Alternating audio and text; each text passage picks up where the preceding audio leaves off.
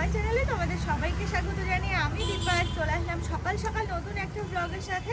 আশা করছি তোমরা সবাই ভালো আছো আর আমিও ভালো আছি।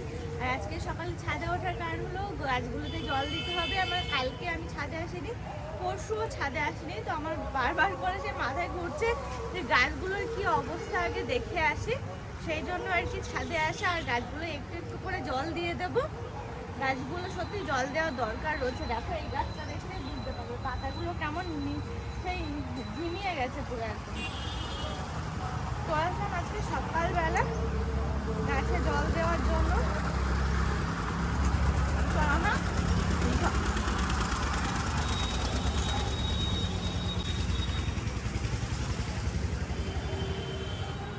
ঝটপট করে গাছগুলো জল দিয়ে দিই। ওগুলোতে সব জল দেওয়ার দরকার।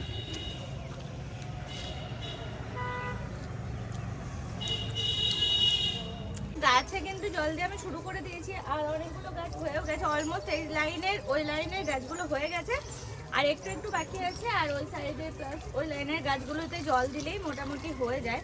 অনেকক্ষণ করে সময় লাগছে, তো এটাই আর কি একটু মুশকিল।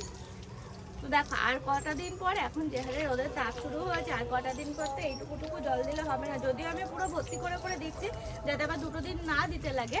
তাও রোদের তাপ বাড়লে তো দুবেলা করে দিতে হবে বলো। তো তখন তো আর এইতে হবে না, এই যে ঝিমিয়ে ঝিমিয়ে যে জল পড়ছে এটা তো হবে না। তখন আবার অন্য ব্যবস্থা করতে হবে। হয়তো দুবেলা করে এতক্ষণ করে সময় কার আছে বলো এখনকার দিনে? আরও হাতে এত সময় নেই। আমি জানি আমার জীবন খুবই থমথমে একটা জীবন, তবে হ্যাঁ, এই থমথমে জীবনটাকে সচল এবং সচ্ছল করার জন্য একমাত্র কিন্তু তোমরাই আছো। আর আছে সকালবেলা তো আমি গাছের পিছনে লেগে পড়েছি, আর বাকি রইলে তোমরা। কি তোমরা আমাকে সাপোর্ট করবে তো? আর ভিডিওটার প্রথম থেকে শেষ পর্যন্ত দেখবে তো? আশা করছি দেখবে, বলো। প্লাস ছাদটাও পরিষ্কার করতে হবে। তো দেখো ছাদটা বেশ ভালোই নোংরা হয়েছে, পরিষ্কার করতে হবে। আর আজকে ঝাড় দেবো কালকে ঝাড় দেবো করে ঝাঁটই দেওয়া হচ্ছে না। দেখো জল দিচ্ছে আর এইরকম হচ্ছে, মনে হচ্ছে যেটা ভিতরে মাছ আছে। মাছ আছে নদীতে কিংবা পুকুরে, মাছ যেখানে থাকে এরকম বুলবুলি কাটে না। এটাতে আবার কমে গেলে দেখো এই সাইডে হয়েছে, নিচে হয়তো ফাঁকা আছে, মাটি নেই কিছুটা, সেই জায়গাটাতে জল গিয়ে ওরকম হচ্ছে।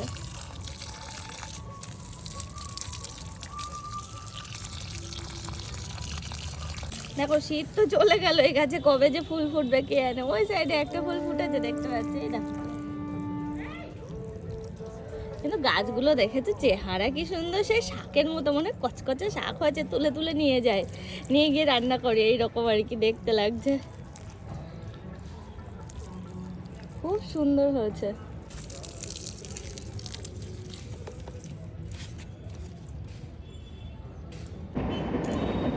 ট্রেনের আওয়াজটা জাস্ট শোনো, কি ভালো লাগছে।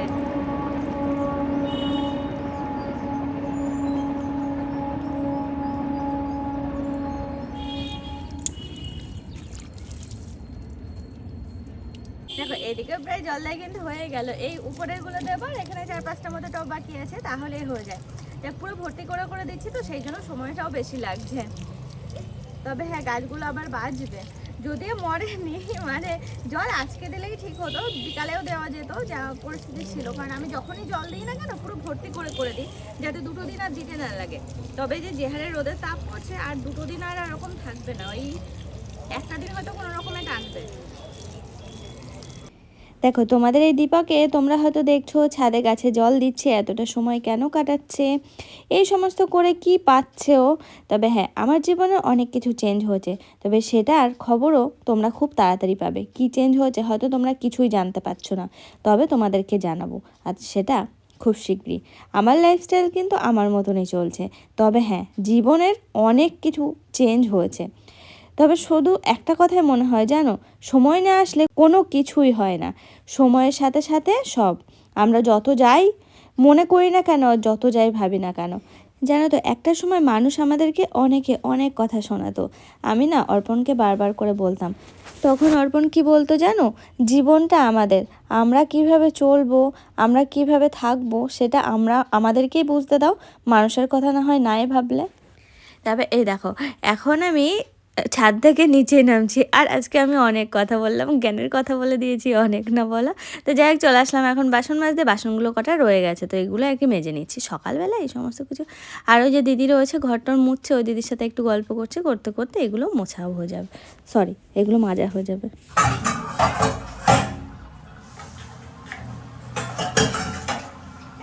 দেখতে আসছিল কোথা থেকে? বনগাঁও থেকে?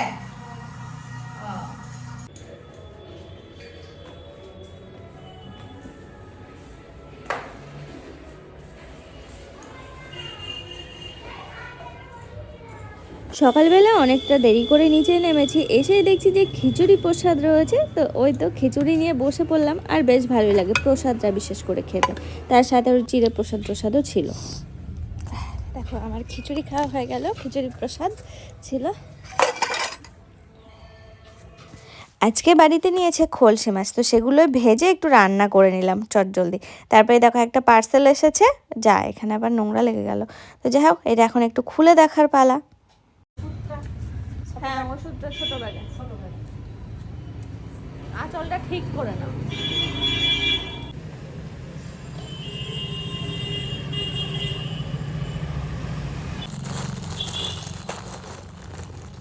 এক্ষুনি একটা পার্সেল আসলো, তোমাদের দেখালাম আমি শর্টে।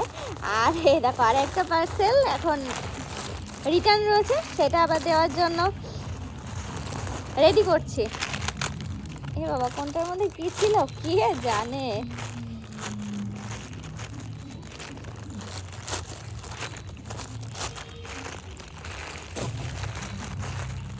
গেল পরে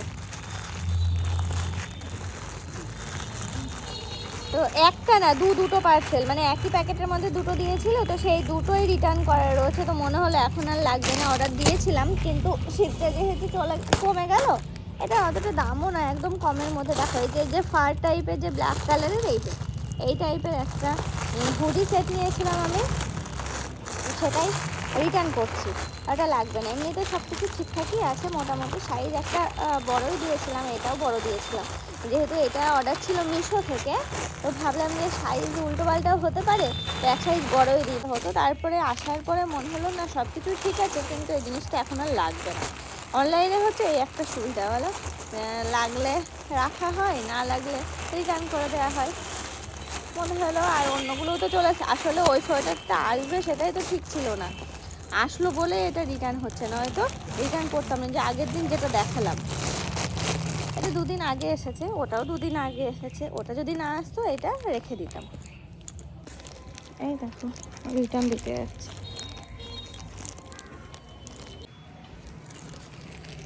দিয়ে এলাম, একটা দিয়ে এলাম, আর একটা রয়েছে। একদম কাপড়ে খুলে ফেলো। আমি বলেছি তাড়াতাড়ি আসতে, তুমি এত তাড়াতাড়ি চলে আসবে, আমি কি করে জানো।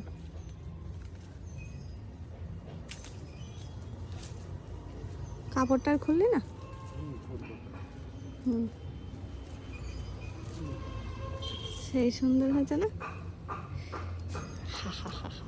এ পেকে গিয়েছে। বাড়িতে গাছ থাকলে এই এক সুবিধা, বলে যখন ইচ্ছা হয় তখন খাওয়া যায়। আমার একটা পেয়ারা খেতে ইচ্ছা করলো, অর্পণকে বললাম, ও আবার পেরে দিল। পেয়ারাটা এত বড় হয়েছে না, আর আমাদের এই গাছের পেয়ারা বেশ ভালো মিষ্টি। তো অর্পণকে বলছিলাম খেতে, ও আর খেলো না।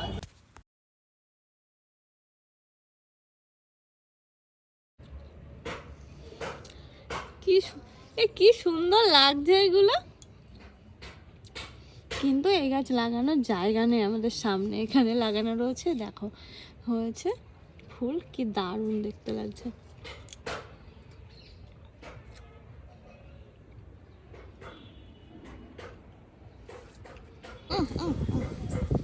এক কালার হেভি টেস্ট, ইচ্ছা করছে না? গিয়েছে ওই আচারি থেকে ভেঙে যাবে, তাহলে এটা বাদ দিয়ে দেবো। স্নান করা হয়ে গেছে, জামা কাপড়গুলো মেলে দিলাম। তারপরে দেখলাম যে দড়িতে যে সমস্ত শাড়ি টাড়িগুলো মেলা রয়েছে এগুলো শুকিয়ে রয়েছে, তো এগুলো আবার ভাবলাম এখানে দাঁড়িয়ে দাঁড়িয়ে ভাঁজ করে নিই।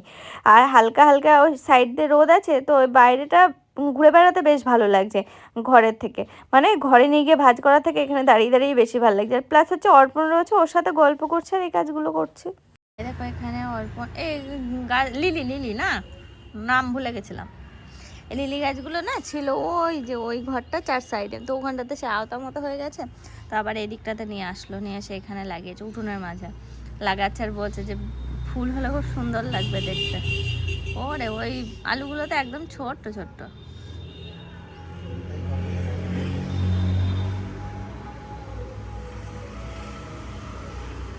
হলো না, দেখো এদিকে গাছ লাগানো কমপ্লিট। উপরে যাবে তো এখন? স্নান টান কমপ্লিট হয়ে গেছে আমার, বেশ কিছুক্ষণ হলো। বাড়িতে আপাতত কেউ নেই এখন, মায়েরা সব ডাক্তারের কাছে গেছে।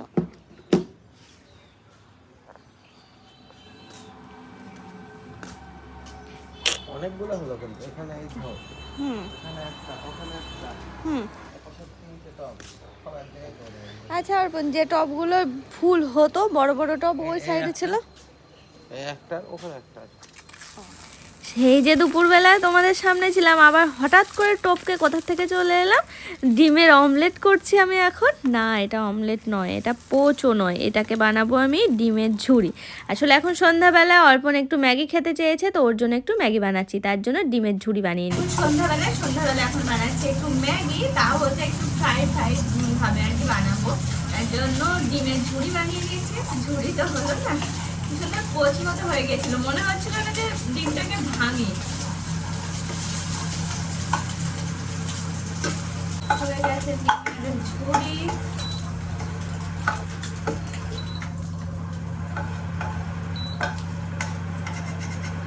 চলো এবার এক এক করে একটু পেঁয়াজ, একটু মানে একটু রসুন, আদাটা নেই, আদাটা শেষ হয়ে গেছে, আর একটু লঙ্কা কুচি, এগুলো একটু ফ্রাই করে নিই।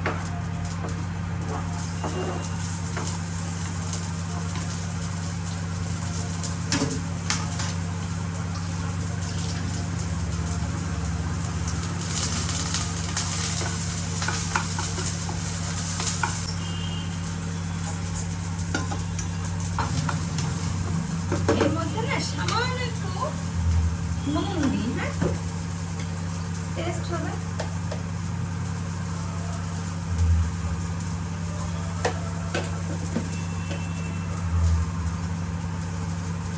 ডিমেও না নুন দিতে ভুলে গেছি, ডিমেও লবণ দেওয়া হয়।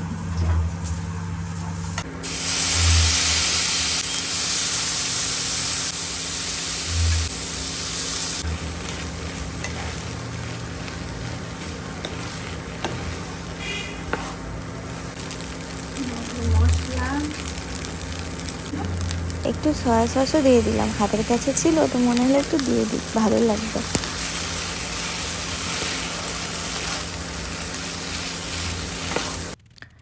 এই যে ফ্রাই ম্যাগিটা আমি ভালো বানাতে পারি, আর স্যুপ ম্যাগিটা অর্পণ বেশি ভালো পারে। তো যে যখন যেটা খায় তখন সে সেটা বানানো হয়, মানে সে সেটা বানায়। দেখবে স্যুপ যখন বানানো হয় বেশিরভাগ সময় অর্পণ করে, আর ফ্রাই যখন বানানো হয় বেশিরভাগ সময় আমি করি।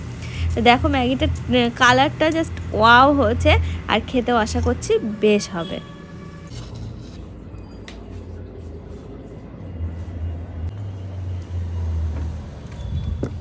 নাও অর্পণ, কই